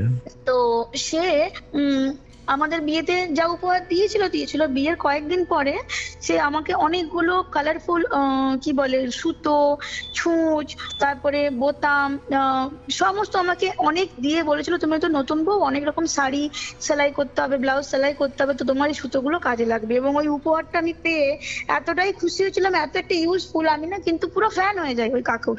তো আমি বলি, আমি তখন দিল্লিতে গিয়ে একটা চাকরিতে মানে এমএনসি কোম্পানিতে আমি জয়েন করেছিলাম অ্যাজ এ এইচআর। তো আমার সেই সময় ব্যস্ততার মধ্যেও না, যখন কোনো কিছু সেলাই করতে হতো, আমি ওই সুতোর ওই ব্যাগটা বার করে আমি ওখান থেকে খুব কাজ করতাম। আর সেই সময় মানে লাস্ট 7-8 দিন ধরে আমি রেগুলার ওই কাকার কথা বলছি আমার হাজবেন্ডকে, বলো মানুষ কত কি ভাবে, মানে মানুষ কত ভালো হয়, সে কত তোমাকে ভালোবাসতো, তাই জন্য সে আমাকেও এত কিছু মানে আমার কথা ভেবে দিয়েছে। আমার হাজবেন্ড বলতো ওর সময় ভালো যাচ্ছিল না, ও খুব ভালো ট্যালেন্টেড একটা লোক, অনেক ভালো হাতের কাজ জানে, এই ওই এরকম প্রায়শই বলতাম। একদিন দুপুর মানে গরমের দিন এরকম আমরা শুয়েছি, আমার সেই সময় এসি কেনা হয়নি, আমি বললাম প্রচন্ড গরম, দিল্লির গরম তো ভয়ঙ্কর, আমি বললাম খাটে শুতে পারছি না, তো আমি নিচে ঘুমোবো। আমি, আমার হাজবেন্ডের নাম রামকান্তি, তো ওকে বললাম নিচে ঘুমোবো, তুমিও কি? বললো হ্যাঁ আমরা দুজনেই নিচে ঘুমোবো। তো নিচে বিছানা পেতে ঘুমিয়েছি, হঠাৎ দরজা বন্ধ জানলা খোলা আছে, হঠাৎ রাত্রে আমার ঘুম ভেঙে যায়। ঘুম ভেঙে আমি খাটের দিকে আমার চোখটা যায়, খাটে দেখি একটি লোক অর্ধ শোয়া হয়ে সে ঝুঁকে আমাদের দুজনের দিকে তাকিয়ে আছে। হ্যাঁ, এবার তার মুখ দেখতে পাচ্ছি না, কারণ চাঁদের আলোটা না তার পিঠে এসে পড়ছে, তো তোর কালো একটা অবয়ব দেখতে পাচ্ছি মাত্র, বাট স্পষ্ট দেখছি সে আধশোয়া হয়ে নিচের দিকে ঝুঁকে আছে। এবার আমি আমার হাজবেন্ডকে বলছি রাম ওঠো, রাম ওঠো, চোর ঢুকেছে, চোর ঢুকেছে ঘরে, চোর ঢুকেছে। ও ঘুমোচ্ছিল, চোর কই, চোর কই এরকম বলে উঠে পড়লো, কিন্তু যেই লাইট জ্বেলেছে দেখে কিছু নেই। তো আমার হাজবেন্ড কিন্তু এইসব ব্যাপারে একটু মানে সতর্ক থাকে, সে বললো তুমি যখন কিছু নেই, সে চারদিক খাটে তোলা ফাটে তোলা দেখলো, কিছু নেই, তখন বললো হনুমান চল্লিশা পড়তে শুরু করলো আমার হাজবেন্ড, দিয়ে বললো ঘুমিয়ে পড়ো, ভুল টুল দেখেছো বোধহয়। দিয়ে আমরা দুজন ঘুমিয়ে যাই, আমি তো ঘুমিয়ে যাই, কিন্তু আমার হাজবেন্ড ঘুমোতে পারে না, সে বলছে আমি খানিকক্ষণ পরে খুটখুট আওয়াজ পেতে থাকি খাট থেকে, যেই ঘুরে দেখি সেম ব্যক্তি বসে আমার দিকে তাকিয়ে, আমাদের দুজনের দিকে তাকিয়ে আছে, ওইভাবে বসে আছে। তখন আমার হাজবেন্ড কে কে বলে চিৎকার করে উঠেছে। হ্যাঁ, ওর চিৎকারে আমি উঠেছি, উঠে দেখি কিন্তু কেউ নেই। সেই রাত্রে আমরা দুজন ঘুমোতে পারলাম না। পরের দিন ছিল সানডে, আমার মনে আছে, আর ওই দিন ছিল শনিবারের রাত্রে। হ্যাঁ, আমি সকালবেলা রবিবার দিন উঠে চা করলাম, সেই রাত্রি বাকি রাতটুকু দুজনের কেউ ঘুমোলাম না, এত ভয় পেয়েছিলাম। তো সকালবেলা আমার শাশুড়ি মা ফোন করেছে, ফোন করে বলছে তোরা চাটা খেলি না? হ্যাঁ, একটা কথা বলবো না, অনেকদিন বলবো বলবো করে বলা হয়নি, তোরা তো কাজে ব্যস্ত থাকিস নাকি? বলছে কামু কাকা আত্মহত্যা করেছে, গলায় দড়ি দিয়ে আত্মহত্যা করেছে। সিরিয়াসলি। এবার আমি আমার হাজবেন্ড, আমার স্পিকারে ছিল ফোনটা, কেননা ফোনটা মাঝে রেখে আমরা দুজনেই মায়ের সঙ্গে কথা বলছিলাম, শাশুড়ি মায়ের সঙ্গে। তো আমার হাজবেন্ড আমার দিকে তাকাচ্ছে, আমি ওর দিকে তাকাচ্ছি, দিয়ে মায়ের সঙ্গে কথা হয়ে গেল, ফোনটা রেখে আমার হাজবেন্ড বলছে আমি যদি ভুল না হয় সুজিতা, যাকে আমি কালকে রাত্রে দেখেছি সে কিন্তু কামু কাকা। আল্লাহ তুমি জানলে কি করে? বলে ওই রকম লুঙ্গি পরা অবস্থায়, ওই স্যান্ডো গেঞ্জি পরে, আমি ওই মানুষটাকে কোথায় দেখেছি কিভাবে আমি বুঝতে পারছিলাম না, কিন্তু চেনা চেনা লাগছিল, মানে তার অবয়বটা চেনা চেনা লাগছিল, কিন্তু আমি তাকে দেখতে পাচ্ছিলাম না। সেই দিনেই আমরা দুজনেই দেখি ওই ব্যক্তিটাকে। আর কেমন একটা কাকতালীয় ব্যাপার দেখো, তার আগে যবে থেকে ও মারা গেছে তার 7-8 দিন ধরে আমার মনের মধ্যে শুধু ওই কামু কাকার কথাই আসে। কামু কাকার কথা প্রতিবেলা বলেছি আমার হাজবেন্ডকে, কোনো না কোনো ভাবে আমার মাথার মধ্যে এসছে, কোনো না কোনো ভাবে আমার হাজবেন্ডকে আমি কথাটা বলেছি, বুঝতে পারলে? এই গেল একটা ঘটনা।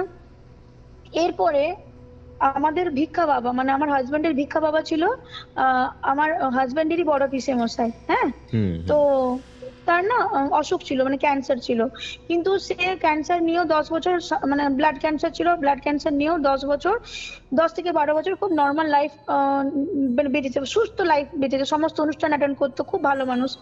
আমরা জানতাম না সে সেই লেভেলের অসুস্থ হয়েছে বলে, আমাদেরকে জানানো হয়নি বাড়িতে যে এরা তো বাইরে থেকে পরে জানাবো, এরা টেনশন নেবে, ভিক্ষে বাবা বলে কথা। সেদিন রাত্রে কি হলো, আমার ঘুম ভাঙলো কেমন ভাবে, গরমের দিনে এই লাইটটা জেলে দিয়েছে, ফ্যান বন্ধ করে দিয়েছে, আমার ঘুম ভেঙে গেছে গরমে। আমি আমার হাজবেন্ডকে বলছি তুমি কি শুরু করেছো বলো তো, লাইট রাতের বেলা জেলে দিয়ে ফ্যানটা বন্ধ করে দিয়ে আমরা ঘুমোতে পারছি না, সারাদিন অফিসে এত খাটাখাটনি যায়, রাতটুকু যদি ঘুমোতে না পারি, এইভাবে আমি চিৎকার করছি। তো আমার হাজবেন্ড বলছে আমিও তো অফিসে কাজ করি, আমার কষ্ট হয় না, আমি কেন ফ্যান বন্ধ করব? হ্যাঁ বলেছে, উঠে লাইটটা অফ করছিল আর ফ্যানটা জ্বালালো। তার আগে আমরা জল টল খেয়ে ওয়াশরুম থেকে এলাম, দেখলাম ঘড়িতে ওই 3টে মতন বাজে। এরপরে 4:15 কি 20 হবে, আমার দেওরের নাম্বার থেকে আমার ফোনে ফোন এসছে। ফোন এসে বলছে দাদার ফোনটা সাইলেন্ট করা আছে, আমি তাই তোমার নাম্বারে কল করলাম, দাদা তো রিসিভ করলো না। তো শোনো না, একটা কথা বলি বৌদি, পিসে মশাই মারা গেছেন। আমি বললাম কে মারা গেছেন? না পিসে মশাই, মানে তোমাদের ভিক্ষে বাবা, তোমাদের তো নিয়ম মানতে হবে, তো মানে শ্রাদ্ধের যা নিয়ম সেগুলো তো মানতে হবে যেহেতু ভিক্ষে বাবা হয়। এবার বলো সেই দিন, আমি বললাম কখন মারা গেছেন? ওই বললো ওই 2:40-45 নাগাদ মারা গেছেন, 2:45-45 মারা গেছে।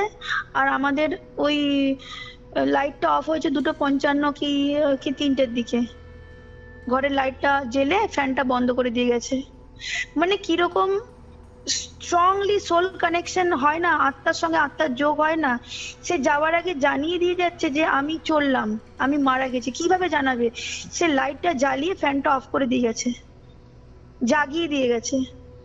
এরপরে 2018-তে একটা কথা বলি, আমার মেয়ে জন্ম হয় এবং খুব সেই সময় খুব অসুস্থ ছিল। আর ডাক্তার, দিল্লির ডাক্তার বলে এখানে তো খুব ঠান্ডা পড়ে, আপনি আর পলিউশন লেভেলটাও এখানে বেশি, তো ওকে নিয়ে এমন একটা জায়গায় যান যেখানে ফ্রেশ এয়ার পাওয়া যায়। তো আমি বললাম আমার বাবা বাড়িটা বেস্ট হবে, আমি ওখানেই যাই। তো আমি বাপের বাড়িতে চলে আসি। কি হয়, আমি দোতলায় তো থাকবো না, নিচতলাতেই মেয়েকে নিয়ে আছি। মেয়ের কি হচ্ছিল, সারাদিন সুস্থ, রাতের বেলা হলে জ্বর, গায়ে ধুম জ্বর, মানে যখন ঘুম পাড়াচ্ছি তখনও ঠিক, মাঝরাতে গায়ে হাত দিয়ে দেখি গা জ্বরে পুড়ে যাচ্ছে। সকালবেলা উঠে ওকে দুধ টুধ খাওয়ানোর পরে ক্লিন করার পরে দেখি গায়ের জ্বর নেমে গিয়েছে, হাসছে, খেলছে, ঘুমোচ্ছে, সবকিছু নর্মাল। আবার প্রতি রাত্রে এরকম জ্বর। এবার একদিন হলো কি, আমি কারণ বুঝতে পারছি না, ডাক্তারকে দেখাচ্ছি, ডাক্তার ওষুধ দিচ্ছে, মনের মধ্যে একটু চাপ আছে, একা আছি, হাজবেন্ড দিল্লিতে আছে, আমি ভয়েও আছি যে কি হবে, মেয়েটা এরকম প্রতি রাত্রে জ্বর হয় কেন। হ্যাঁ, তো আমি এরকম শুয়েছি, আর আমাদের নিচের রুমটায় 2টো খাট পরপর ছিল, দেওয়ালের দিকে খাটটায় আমি শুয়েছি আর আরেকটা খাট একদম খালি। দেওয়ালের দিকে খাটটায় মশারি টাঙিয়ে আমি মেয়েকে নিয়ে ঘুমোচ্ছি, বুঝলি। তখন ঘুম আসেনি, মেয়েটাকে জাস্ট ট্যাপ করছি, চোখে হালকা হালকা ঘুম, মেয়েটা ঘুমিয়ে গেছে আমার। হঠাৎ পিছনে একটা আওয়াজ পাই, কেমন আওয়াজ তোমাকে বলি, এরকম একটা আওয়াজ, আচ্ছা কন্টিনিউ কানের কাছে। আমি ঘুরে যে জিনিসটা দেখছি, আমি বলছি তো, ওই জিনিসটা দেখে আমার হাত পা ঠান্ডা হয়ে গেছিল। কেউ বিলিভ করবে না, ওই হনুমানের মতন একটা বডি, সে গোটা গায়ের লোম আর বিচ্ছিরি একটা গন্ধ, সে বসে আছে পিছনে, আমার পিছনে, জাস্ট পিছনে, মশারির বাইরে বসে আছে ঝুঁকে, তার মুখ দিয়ে জল পড়ছে, মানে লালা গড়িয়ে পড়ছে। কিন্তু বলে না মায়ের মন, আমার কিন্তু এক মুহূর্তের জন্য মনে হয়নি যে ও আমাকে মেরে ফেলবে বা আমাকে খেতে এসেছে। আমার মনে হচ্ছে ও আমার মেয়েকে ছিনিয়ে নিতে। আমি মেয়ের উপরে ঝাঁপিয়ে পড়েছি আর বাঁচাও বাঁচাও চিৎকার, বাপি মা বলে চিৎকার করছি, হ্যাঁ তাড়াতাড়ি এসো তাড়াতাড়ি এসো। মা বাপি ছুটে এসেছে, কেন ওরা ওই পাশের রুমেই ছিল, ওরা ছুটেছে, কি হয়েছে বল বল বলে ছুটে এসেছে। আমি বললাম মা বাপি এইখানে আমি কিছুতেই থাকতে পারবো না, আমি বাড়ি যাব, দিল্লি ফিরে যাব। তো বললো দেখ তুই বল কি হয়েছে। আমি বললাম এরকম এরকম নিজের চোখে দেখেছি। বিলিভ করবে না, মা তখন বললো ঠিক আছে মেয়েটাকে নিয়ে তুই সামনের রুমে যা, আর টিকিট পেলেই চলে যাবি, কোনো সমস্যা হবে না, আমরা এই ঘরটা, এই রুমটাই আমরা শুছি, তোরা তুই ওই রুমটাই শুবি। আর সামনে যে রুমটাই মা শুতো, মা সেই রুমে পুজো টুজো করতো, মানে মা পুজোতে খুব বিশ্বাসী আর কি, ঘুমোতো যেখানে, সেখানেও ঠাকুর ছিল মায়ের। ওইখানে যাওয়ার পর মেয়ের জ্বর আর রাতে হলো না। আর আমার মা বাপি কিন্তু কোনোদিন কিছু উল্টো পাল্টা দেখেও নি, ফিলও করেনি, কিচ্ছু না, শুধু আমি হুম হুম হুম আমি করতাম। এরপরে আমার হাজবেন্ডকে আমি বলি শীতটা পেরোলেই আমি চলে যাব, আর কতদিন আছে তুমি টিকিট দেখো, আমার ভালো লাগছে না একা একা থাকতে। ও বলছে ঠিক আছে ঠিক আছে আমি দেখে দিচ্ছি। এবার না মনের মধ্যে একটা ভয়, আমি প্রায়শই স্বপ্ন দেখছি, মানে প্রায়শই বলছি, সেই দিন রাত্রে স্বপ্ন দেখলাম কেমন, আমার হাজবেন্ডের না কোনো ক্ষতি হয়ে গেছে বড়, বুঝলে, হুম হুম হুম বিশাল বড় কোনো ক্ষতি হয়ে গেছে। আর মানে আমি ঘুম থেকে উঠেও কাঁদছি, ভোরবেলা উঠে কাঁদছি 4টের সময়, যে আমি কেন এরকম স্বপ্ন দেখলাম, যে অ্যাক্সিডেন্ট হয়ে গেছে, রোড অ্যাক্সিডেন্ট, হ্যাঁ। হুম হুম হুম তো আমি হাজবেন্ডকে ফোন করে বলছি তুমি কেমন আছো? তো আমার হাজবেন্ড বলছে তুমি কেন জিজ্ঞেস করছো, কি হয়েছে আমাকে বলো। মানে ওরও যে কিছু হচ্ছে সেটা আমি ওর গলা শুনেই বুঝতে পারলাম। দিয়ে বলছে সুজিতা আমি না কদিন ধরে কি হচ্ছে জানো, আমি ঘুমোলেই আমার উপর কিছু একটা জিনিস চেপে বসছে আর গলাটা চেপে ধরছে, মানে কেমন জিনিস না, কালো মতন কোন একটা মানুষের মতন জিনিস, এটা বুকের উপর চেপে বসছে আর গলাটা চেপে ধরছে, আমি বুঝতে পারছি না, ঘুমোতে পারছি না, জিনিসটা কি বুঝতে পারছি না। হুম দিয়ে আমি বললাম জানি না এটা কি, তো আমি একবার তোমার নামে ঠাকুরের কাছে পুজো দিয়ে আসবো। হুম হুম আমি সেই সকালবেলা উঠে, আমার মেয়ে ঘুমোচ্ছে তখন, 6টা বাজে, স্নান করে আমি সেই মন্দির, কালী মন্দিরে ছুটি, মানে মা বলে যে তুই একাই যা, আমার তো সম্ভব হবে না, তুই একাই যা। আমি একা গেলাম, পূজারীর সঙ্গে দেখা হলো, মায়ের পুজো দিলাম, খুব কাঁদছিলাম, মন খারাপ যে একা দূরে আছি, হাজবেন্ডকে নিয়ে এরকম স্বপ্ন। আমি সেই পূজারীকেও বলি যে কেন এরকম স্বপ্ন দেখছি, আমার ভালো লাগছে না। পূজারি হঠাৎ করে আমার দিকে তাকিয়ে বলছে আচ্ছা জিজ্ঞাসা করো তোমার তোমার হাজবেন্ডকে, ফোনে আমার সামনে জিজ্ঞাসা করো যে ও কি কোথাও বাথরুম করেছিল। আচ্ছা এটা তো খুব কমন জিনিস, মানে অনেক ছেলেরাই রাস্তাঘাটে বাথরুম পেলে করে, অনেকে করে না, অনেকে করে, তো আমার হাজবেন্ড কিন্তু করে না, জেনারেলি করে না। তো আমি ফোন করলাম, আমি বললাম হ্যাঁ তুমি কি কোথাও বাথরুম করেছিলে? তখন বলছে হ্যাঁ আমি পাঞ্জাব ন্যাশনাল ব্যাংক থেকে কাজ হুম। কাজ করে বেরিয়েছিলাম, প্রচন্ড জোরে বাথরুম পেয়েছিল, কোথাও বাথরুম পাচ্ছিলাম না, তো সামনে একটা ওই গাছ থাকে না, ওই অশ্বত্থ গাছ, অশ্বত্থ গাছের গোড়ায় আমি বাথরুম করেছিলাম, সেখানে কেউ ছিল না, মানে নির্জন জায়গাটা। তো ওই পূজারি হঠাৎ করে বলে যে ওইখানে এমন কোনো জিনিস ছিল যার জিনিসটা পছন্দ হয়নি, ও পিছু নিয়েছে, পিছু নিয়ে ওরকম আক্রমণ করছে, ক্ষমা চেয়ে আসতে হবে। অদ্ভুত শুনতে লাগছে তাই না জিনিসগুলো, কিন্তু আজকের দিনে আমাদের সঙ্গে এই জিনিসগুলো ঘটেছে। আমার হাজবেন্ড সেই দিনেই গিয়ে ক্ষমা চেয়েছে, মানে লিটারেলি বলে নাক কান মুলে ক্ষমা চাওয়া, যেই আছো এখানে ক্ষমা করে দাও, আমার ভুল হয়ে গেছে, হ্যাঁ। হুম হুম ক্ষমা তো চাইলো, জিনিসটা বন্ধ হয়ে গেল। কিন্তু তারপর থেকে যে জিনিসটা হলো, আমরা যখনই সেই দিক দিয়ে যাই, মানে আমরা মেন রোড দিয়ে যাচ্ছি, ওই রোডের ওই একটা অংশ থেকে গাছের কিছুটা মানে ডালপালা দেখা যায় আর কি, ওই জায়গাতে আমাদের গাড়ি বন্ধ হয়ে যেত, আবার নতুন করে স্টার্ট দিয়ে আমাদেরকে যেতে হতো, হয় যাওয়ার সময় নয়তো আসার সময়। তো এই কথাটা যখন আমি আমার বাড়িতে জানাই যে দেখো আমাদের না এরকমই হচ্ছে, ওইখানে গিয়ে গাড়িটা বন্ধ হয়ে যাচ্ছে, তখন মা আবার ওই জিজ্ঞাসাবাদ করে আবার বলে যে একবার না নাক কান মুলে যতবার দিবি ততবার প্রণাম করে নিবি, তো দেখ তো ব্যাপারটা সলভ হয় কিনা, যদি পূজারির কথা ঠিক হয়, সত্যি হয়। আমরা সত্যি করলাম, মানে বন্ধ হওয়ার আগেই প্রণাম করে নিতাম, হ্যাঁ, হুম। আমাদের গাড়ি কিন্তু বন্ধ হতো না। ওইগুলো ওই দিক দিয়ে আমরা এখন আর যাই না, আমাদের লোকেশনটা কিছুটা চেঞ্জ হয়েছে বলে ওই রাস্তাটা আমাদেরকে ইউজ করতে হয় না, কিন্তু এরপর থেকে আমরা যতবারই ওই দিক দিয়ে যেতাম, জানি না মানে লোক কিভাবে ব্যাপারটাকে নেবে, আমরা হাজবেন্ড ওয়াইফ দুজনে কিন্তু প্রণাম করতাম। কিন্তু তার আগে হয়েছে কমসে কম 10 থেকে 12 বার আমাদের গাড়ি বন্ধ হয়েছে ওই সেম জায়গাতে। এগুলো কি করে হয়, কিভাবে হয়? সত্যি।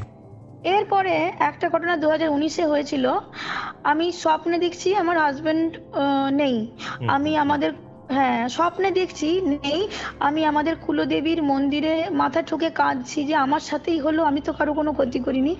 এরকম সারা রাত্রি স্বপ্ন দেখে আমি ঘুম থেকে উঠেছি, উঠে দেখছি যে আমি স্বপ্ন দেখছি ঠাকুরকে, মানে প্রচন্ড, মানে বলছি থ্যাংক গড যেটা আমার সত্যি না, ওটা স্বপ্ন, মানে এত ভাবে আমি কেঁদেছি স্বপ্নে, ঘুম থেকে জেগেও আমি কাঁদছি। আমার হাজবেন্ড বলছে তুমি এত কাঁদছো কেন, কি হয়েছে? আমি জড়িয়ে ধরে খুব কাঁদছি, কেন এরকম স্বপ্ন দেখছি, কেন এরকম স্বপ্ন দেখছি, খুব মনের মধ্যে কষ্ট। সেই সময়টা, সেই দিনটা ছিল ধনতেরাসের দিন, 2019-এর ধনতেরাস, আমার মাঝে মনে আছে। আমি দিয়ে মন্দিরে পুজো দিলাম, মর্নিং এ উঠেই স্নান টান করে আমি বললাম পুজো দিই, মনটা খারাপ লাগছে, মনটা খুব গাইছে, বুঝতে পারলে তো, স্বপ্ন দেখেছি কোনো কারণ ছাড়াই, মনটা কেমনটা বিষাদগ্রস্ত। অথচ ধনতেরাস কত ভালো একটা দিন, পুজোর দিন, শুভ দিন। আর দিল্লিতে ধনতেরাস খুব ভালো করে মানানো হয়। আমি বললাম আজকে চলো না কিছু একটা কিনবো, দিয়ে আমি সোনার দোকানে গেলাম, একটা জিনিস কিনে দিল আর বললো দিওয়ালি সামনে তো আছে, কিছু টুনি বাল্বও কিনে নি। কিনছি, সেই সময় আমার শাশুড়ি মার কল আসে। শাশুড়ি মার কল এসে বলে তোরা বাড়িতে নেই, মার্কেটে আছে, তো বাড়িতে যান, একটা কথা বলবো। আমি বললাম মা বলো না, যে কি বলছো? বলছে জানিস তো, মানে আমার একটা ননদ আছে, পিসুতো ননদ, তার হাজবেন্ড আমাদেরই বয়সী, সেও আত্মহত্যা করেছে। Okay. এবার আমি যে জিনিসটা স্বপ্নে আমার হাজবেন্ডকে নিয়ে দেখলাম, সেই জিনিসটা কি করে অন্য মানে কিরকম ব্যাপারটা হচ্ছে জানো তো, মানে আমি না বুঝতে পারি না যে কার হবে, কিন্তু কিছু একটা হবে। বর্তমানে সিচুয়েশন এমন, কিছু একটা হবে, সেটা আমার মনের মধ্যে হয়। মানে আমি বুঝতে পারি যে কিছু একটা খারাপ খবর আমি পাবো, ভালো খবরেও বুঝতে পারি যে কিছু একটা ভালো হবে, অকারণে মনটা আনন্দ লাগে। এই অবধি আমার সঙ্গে এরকম চলছে। কিন্তু ওই যে ভয়ঙ্কর স্বপ্ন দেখা, কি কোনো আমি এখন আর শ্রাদ্ধ বাড়ি যাই না, বা ওই ধরনের কোনো খবর বা ভিডিও চোখের সামনে এলে আমি সঙ্গে সঙ্গে সেগুলো সরিয়ে দিই চোখে, মানে যাতে আমার মনের মধ্যে এফেক্ট না করে। কিন্তু এই জিনিসগুলো হয়, এখনো হয়, মানে অল্প বিস্তর হচ্ছে। এই পর্যন্ত চলছে আমার লাইফ।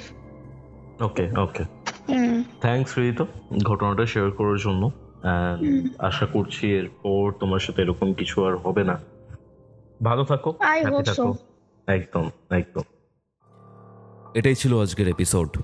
আজকের এই এপিসোডটা আপনাদের কেমন লাগলো কমেন্ট করে জানান। ভালো লাগলে অবশ্যই লাইক এবং শেয়ার করুন, এবং কিউরিও ফাইট ইউটিউব চ্যানেলে নতুন হলে সাবস্ক্রাইব করে বেল নোটিফিকেশন অন করে নিন। আমার দ্বিতীয় ইউটিউব চ্যানেলের নতুন যে ভিডিওটি এসেছে, সিআইটি রোডে পিশাচের সন্তান, সেটি যদি এখনও দেখে না থাকেন অবশ্যই দেখুন। আমি ডেসক্রিপশন বক্সের লিঙ্ক দিয়ে দিচ্ছি। তাহলে চলুন, দেখা হচ্ছে কামিং থার্সডে, অর্থাৎ বৃহস্পতিবার দিন দুপুর ঠিক 3টের সময়। ততক্ষণ অবধি কিউরিও ফাইটের এরকম আরও 2টি এপিসোড শুনতে আপনার মোবাইল স্ক্রিনে আসা ঠিক ডান দিকের অথবা বাঁ দিকের বক্সে ক্লিক করুন।